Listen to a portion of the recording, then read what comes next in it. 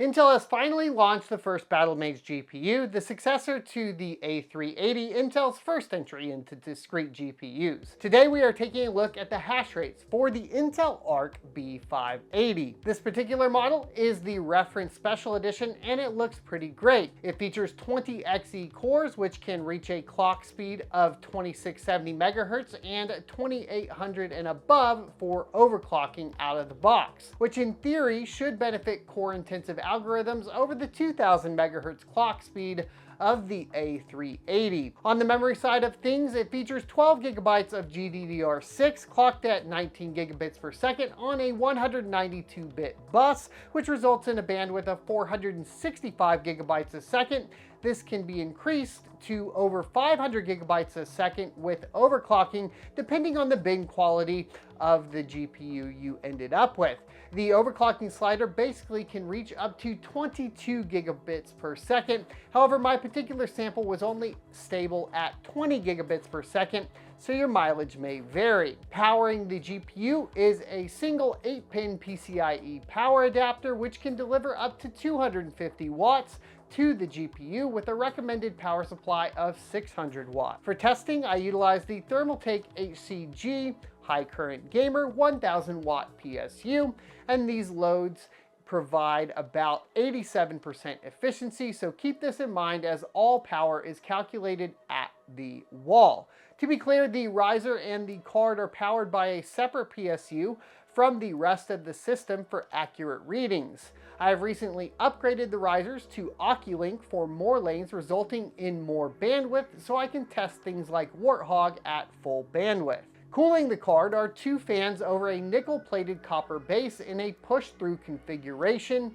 Intel's new cooler design is twice the size of the PCB, resulting in the best GDDR6 temperatures I have ever seen, with peak temps on memory rarely exceeding 80 degrees Celsius while overclocked and at 80% or higher usage in memory-intensive algorithms. For testing operating systems, HiveOS, MMPOS, and Fedora 41 were tested. However, even when picked up, they were not capable of any overclocking. For this reason, I built a tiny 11 ISO and tested on Windows 11. Now that we have that overview out of the way, let's discuss stock hash rates. There are currently two officially supported miners in WildRig and SRB miner, and then BZ miner with some algos that compile OpenCL on start. On Autolicos V2, which is a memory-intensive algorithm, the B580 worked on two miners, the BZ miner and SRB miner, with BZ miner outperforming the SRB miner at 40 megahash a second at 173 watts, resulting in 0.23 megahash a second per watt. On Fishhash, which is another memory-intensive algorithm, BZ miner made 17.5 megahash a second at 157 watts, resulting in 0.11 megahash a second per watt. On DynexSolve, BZ miner will work in proof of work only mode and got 4,470 hash a second at 117 watts, resulting in 38.2 hash a second per watt. On ETH B3, which is a memory-intensive algorithm, SRB miner resulted in 21.5 megahash a second at 150 watts, resulting in 0.14 megahash a second per watt. On Carlson hash, which is a memory-intensive algorithm, BZ miner got 18.2 megahash a second at 167 watts, resulting in 0.1 megahash a second per watt. On Kapow or ProgPow, which uses a bit of memory and core, WildRig is mining at 21 megahash a second at 215 watts, resulting in 0.09 megahash a second per watt. On Memhash, which uses a bit of core and memory, only WildRig was supported with 12.8 megahash a second at 165 watts, resulting in 0.07 megahash a second per watt. On Nexa Proof of Work, which uses a little memory and core, only WildRig was supported with 9.35 megahash a second at a 210 watt load, resulting in 0.04 megahash a second per watt. On SHA-256DT, which is another core-intensive algorithm, SRB miner is mining at 1754 megahash a second at 180 watts, resulting in 9.7 megahash a second per watt. On Bitcore, which WildRig is mining at 950 kilohash a second at 153 watts, we see results of 6.2 kilohash a second per watt. On Heavy Hash, which is another core-intensive algorithm, WildRig achieves 69.7 megahash a second at 213 watts, resulting in 0.32 megahash a second per watt. On Warthog, it is important to note we are looking at the GPU hash rate only tests.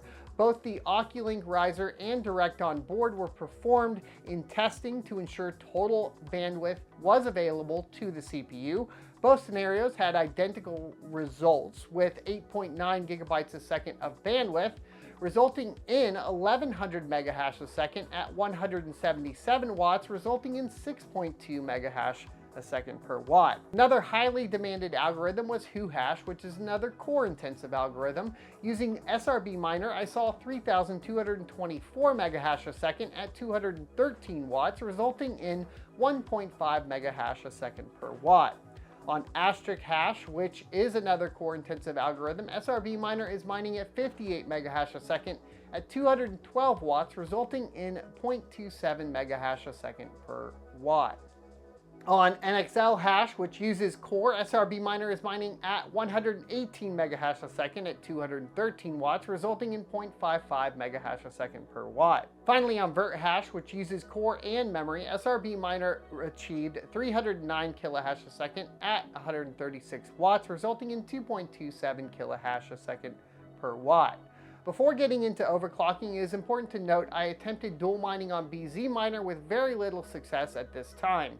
The original Arc series eventually got support, so when the support comes, I can follow this up with more testing. It is important to note that all my power is recorded at the wall. For sanity checks, I did reference hashrate.no in comparison to software readings as well. That being said, in most cases, I have found that you can get better performance than reported on hashrate.no, or there was no way to get close to the efficiency as the wattage reports in software are incredibly off from what is showing at the wall. Another note is that there are variances between different makes and models, therefore your mileage will vary. But I will cover the basic guidelines before providing specifics. As we know from the specs, this B580 has a max boost clock of 2,850 megahertz, and the memory is clocked at 19 gigabits per second out of the box. It is safe to assume that the memory overclocks will be consistent across all makes and models outside of potential cooling issues. In the case of the GDDR6 on board, the max overclock is 22 gigabits per second. However, in my particular case, I was only able to achieve 20 gigabits per second reliably. Due to the memory staying plenty cool, I don't foresee you being able to stay stable for long periods of time above 20 gigabits per second.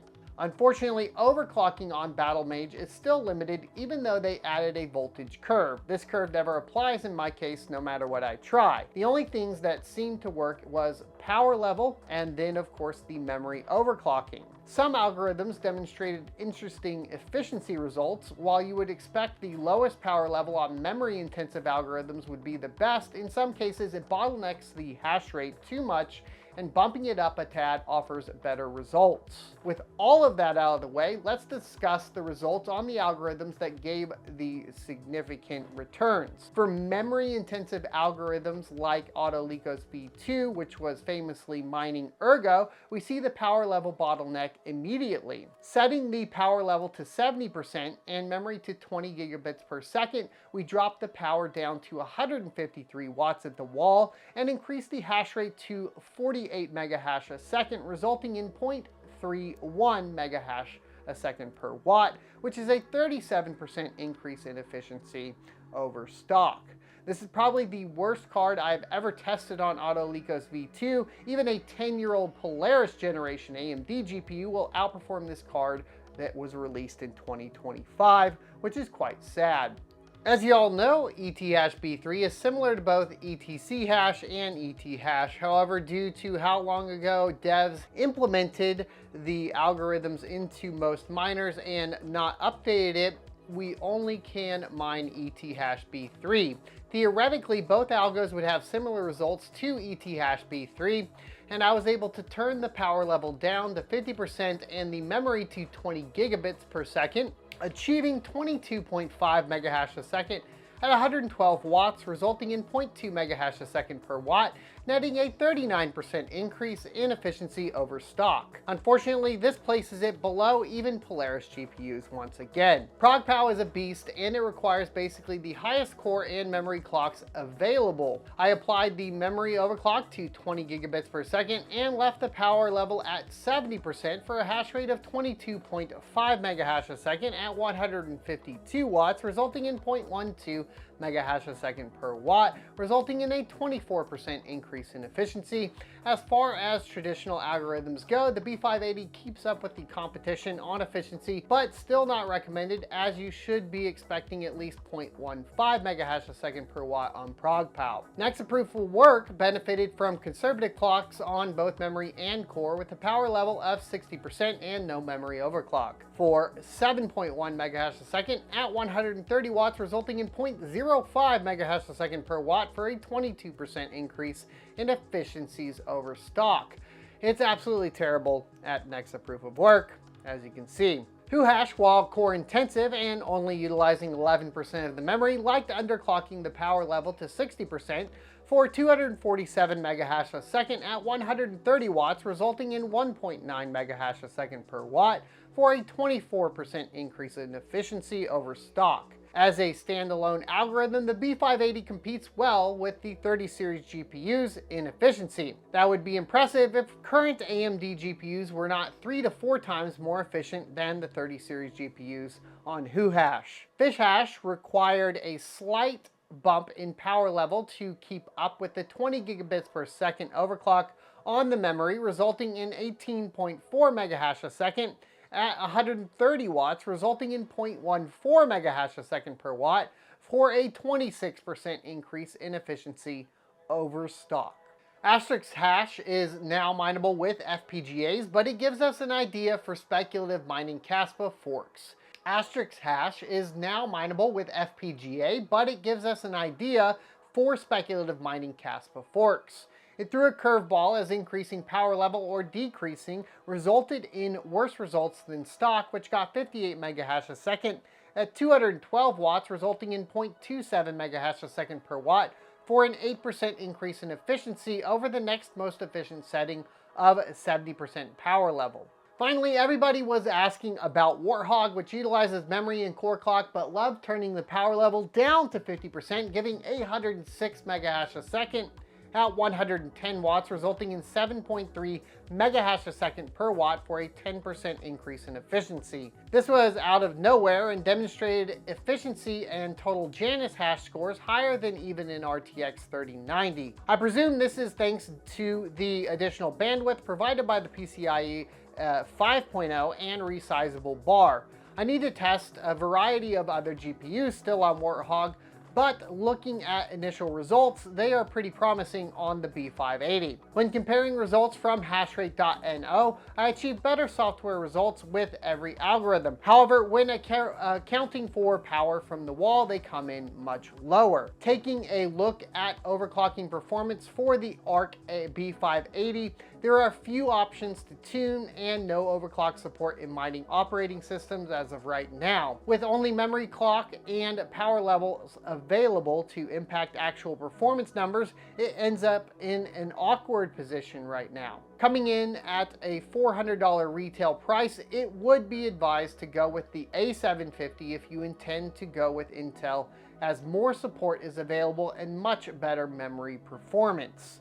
I'm disappointed. As you know, I love big buses, and this is like a skinny white girl smoking Virginia Slims on the bus side of things. The story with the B580 is similar to a lot of GPUs recently released, with lack of support for mining software and overall disappointing improvements in real-time performance. At the end of the month, we will see the launch of the 50 series from NVIDIA, so stay tuned to the channel for the performance numbers on those. I cannot recommend the B580 at this time for mining unless you are considering Warthog, but in that case, you may still want to go with the BC250. While half the performance in Janus hash, they are a quarter of the price.